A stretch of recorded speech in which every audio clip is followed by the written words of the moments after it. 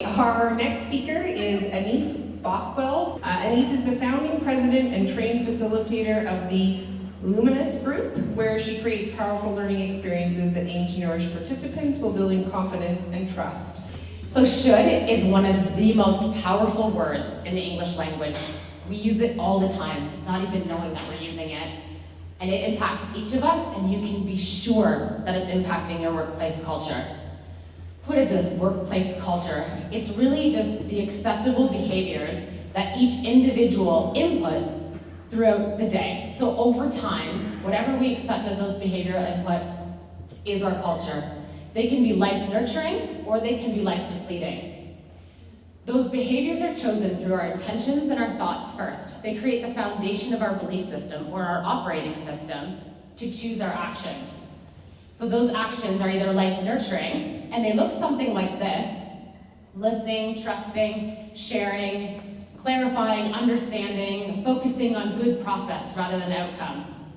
And they create a workplace culture over time with people who feel safe enough to create, to innovate, to experiment, to feel autonomous, to be productive and effective and efficient. There's 200 HR professionals in the room tonight. This is the culture I know that we all want.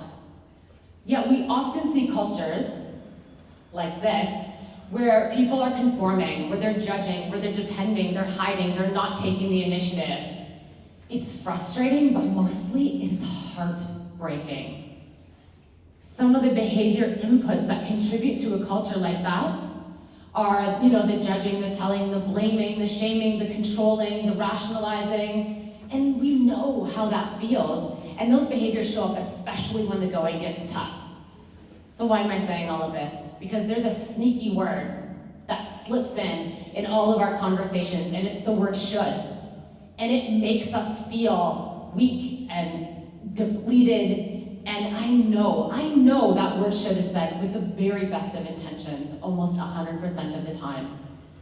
But there's a saying that goes something like, all roads to hell are paved with good intentions.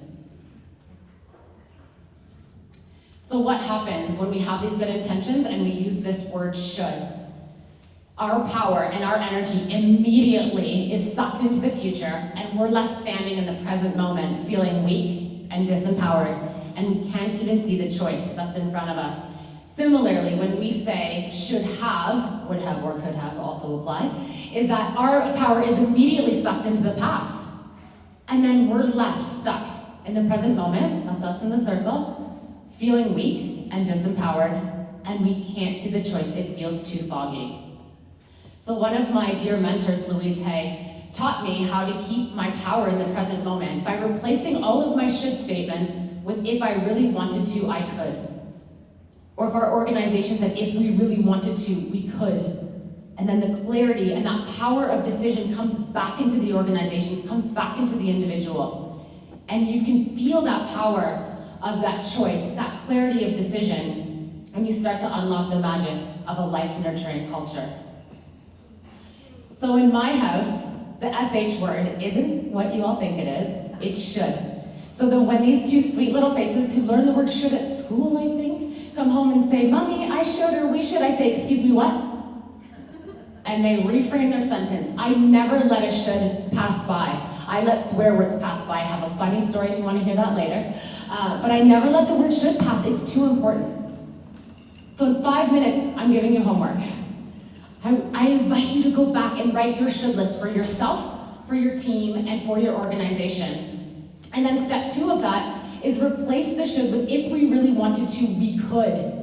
And get back to the business of doing what it is your organization and you really want to do.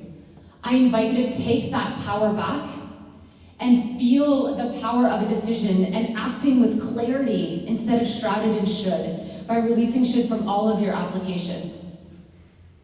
Embrace the word could in every conversation and begin to consciously shift your culture and your organization. I believe that this simple shift, this simple practice can start to really change your organization and make it the way that you all really desire it to be.